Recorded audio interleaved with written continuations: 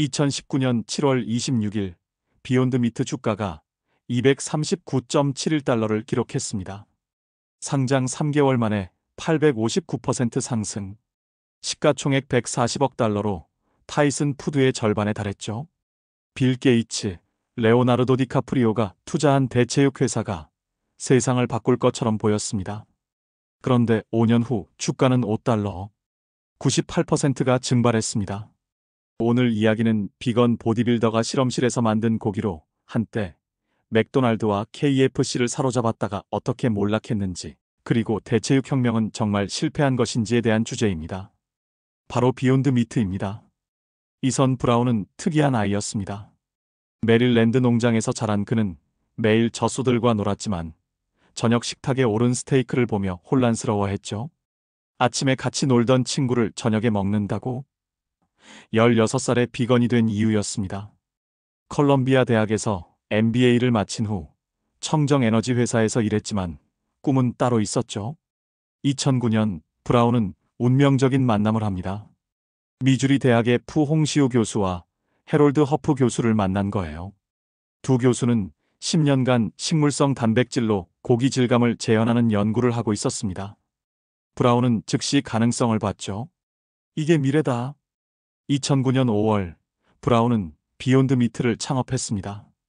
초기 자본금은 자신의 저축 17만 달러와 가족에게 빌린 10만 달러가 전부였죠.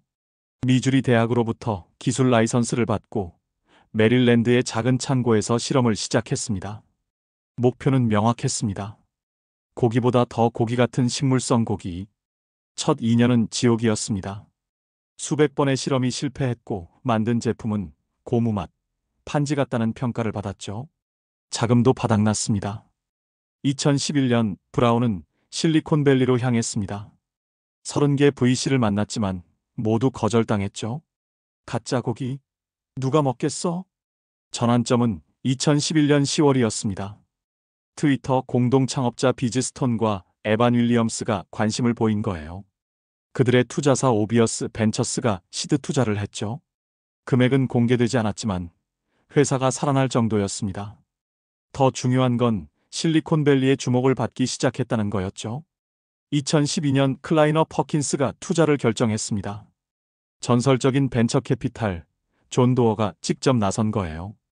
인터넷 다음은 식품이다라는 게 그의 주장이었죠. 시리즈 A 500만 달러를 조달했습니다. 이때부터 진짜 개발이 시작됐습니다. 2013년 4월 첫 제품이 홀푸드 매장에 등장했습니다. 비욘드 치킨 스트립스였죠. 콩과 완두 단백질로 만든 닭가슴살 대체품이었습니다. 반응은 미지근했습니다. 맛은 괜찮았지만 가격이 문제였죠. 일반 닭가슴살보다 2배 비쌌습니다. 하지만 2013년 가을 대박 뉴스가 터졌습니다. 빌 게이츠가 비욘드 미트에 투자한다는 거였죠. 게이츠는 블라인드 테스트에서 진짜 치킨과 비욘드 치킨을 구별하지 못했다고 공개적으로 말했습니다. 이 한마디가 모든 걸 바꿨죠. 언론이 몰려들었고 주문이 폭주했습니다. 2014년 시리즈 B 1,700만 달러 조달. 제너럴 밀스의 VC 부문이 주도했죠. 타이슨 푸드도 투자했습니다. 세계 최대 육가공 회사가 대체육 회사에 투자한 거예요. 적과의 동침이라는 비판도 있었지만 브라운은 육류 회사도 변화해야 한다고 응수했죠. 진짜 혁신은 2016년 5월이었습니다. 비욘드 버거 출시였죠. 소고기 패티를 완벽하게 모방한 제품이었습니다. 비트 주스로 피까지 표현했고 코코넛 오일로 육즙을 재현했죠. 놀라운 건 영양 성분이었습니다. 단백질 20g, 포화지방은 소고기보다 적었습니다.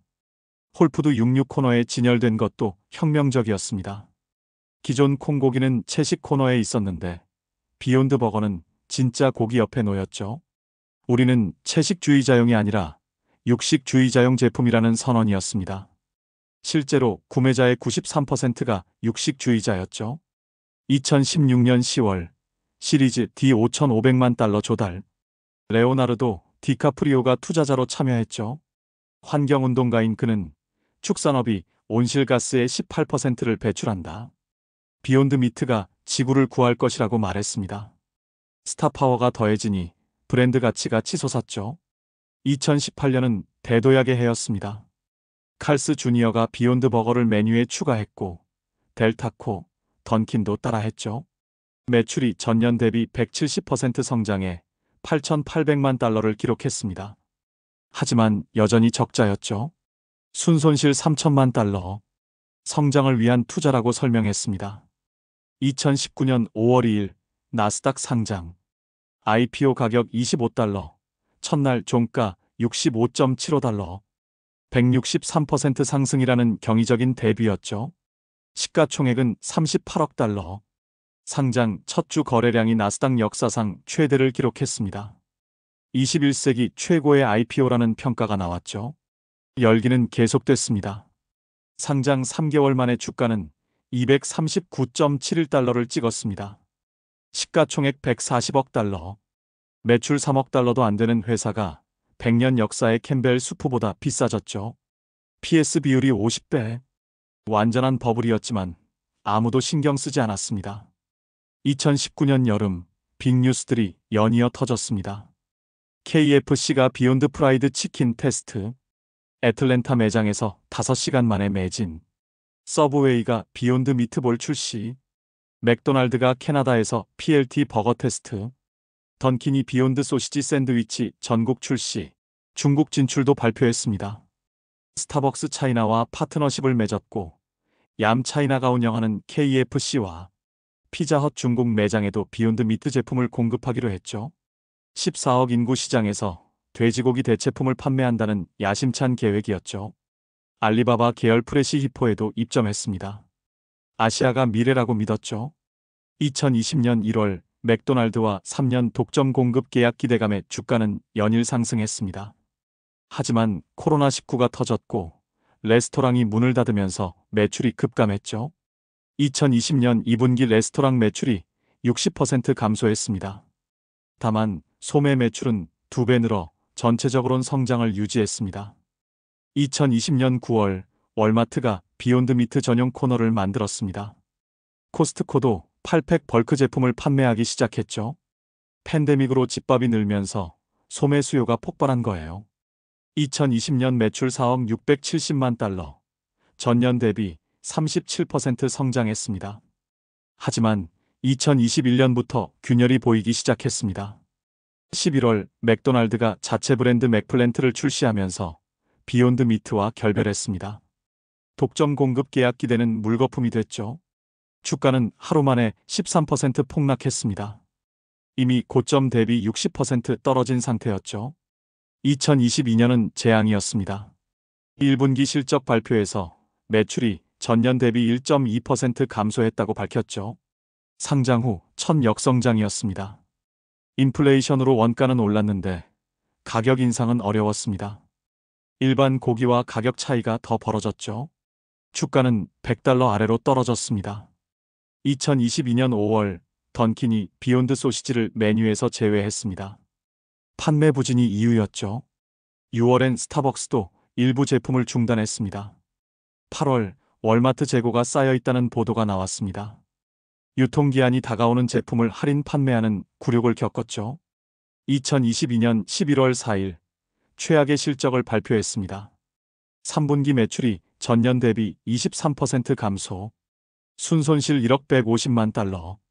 가장 충격적인 건 직원 19% 해고 발표였죠.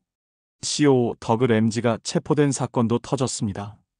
보복운전으로 다른 운전자의 코를 물었다는 끔찍한 혐의였죠. 주가는 2022년 한 해 동안 80% 하락했습니다. 15달러까지 떨어졌죠. 시가총액 10억 달러로 정점의 93%가 증발했습니다. 공매도 비율이 40%를 넘어 최악의 밈 주식이라는 조롱을 받았습니다. 2023년도 나아지지 않았습니다. 1분기 매출이 전년 대비 15.5% 감소했고 2분기엔 31% 감소했죠. 미국 소매점 판매가 20주 연속 감소라는 기록을 세웠습니다. 캐나다 시장에서 철수했고 독일 공장도 폐쇄했습니다. 주가는 한 자릿수로 떨어졌죠. 2024년 비욘드 미트의 주가는 5에서 7달러 선으로 시가총액이 3억 달러로 쪼그라들었죠. 2024년 1분기 매출 7,550만 달러. 전년 대비 18% 감소. 순손실 5,400만 달러. 8분기 연속 매출 감소라는 불명의 기록을 이어가고 있습니다. 현금이 바닥나고 있습니다. 2024년 1분기 말 현금 1억 3,800만 달러, 부채 11억 달러. 전환사채 만기가 다가오는데 재융자가 어렵습니다. 신용등급은 정크 수준. 파산 가능성이 거론되고 있죠. 2024년 5월 추가로 직원 30%를 해고한다고 발표했습니다. 경쟁은 치열해졌습니다. 임파서블 푸드가 가격을 20% 인하했고 타이슨과 네슬레 같은 대기업도 대체육 시장에 뛰어들었죠. 정육점 브랜드들도 자체 대체육을 출시했습니다. 차별화가 사라진 거예요. 소비자들은 그냥 진짜 고기 먹을래로 돌아갔습니다. 실패 원인은 뭘까요? 첫째, 가격입니다. 여전히 일반 고기보다 30에서 50% 비쌉니다. 둘째는 맛입니다. 첫맛은 신기하지만 계속 먹기엔 뭔가 부족하죠. 셋째, 건강 논란입니다. 가공식품이라는 비판, 나트륨 과다 지적이 계속됐습니다. 넷째, 시장 과대평가입니다. 모두가 대체육을 먹을 거라는 환상이었죠. 투자 관점에서 비욘드 미트는 극도의 고위험 종목입니다. 파산 가능성이 현실적이고 인수 가능성도 낮습니다. 기술력이 특별하지 않고 브랜드 가치도 훼손됐죠. 다만 대체육 시장 자체는 계속 성장할 것이고 극적인 턴어라운드 가능성도 영은 아닙니다. 긍정 시나리오는 이렇습니다. 비용 절감 성공, 신제품 히트, 대형 파트너십 체결. 이 경우 주가가 20에서 30달러까지 회복 가능합니다. 부정 시나리오는 현금 소진, 파산 신청, 상장 폐지. 이미 나스닥 상장 유지 기준 위반 경고를 받은 상태입니다. 그렇다면 비욘드 미트의 몰락이 대체육 시장의 종말을 의미할까요? 그렇진 않습니다.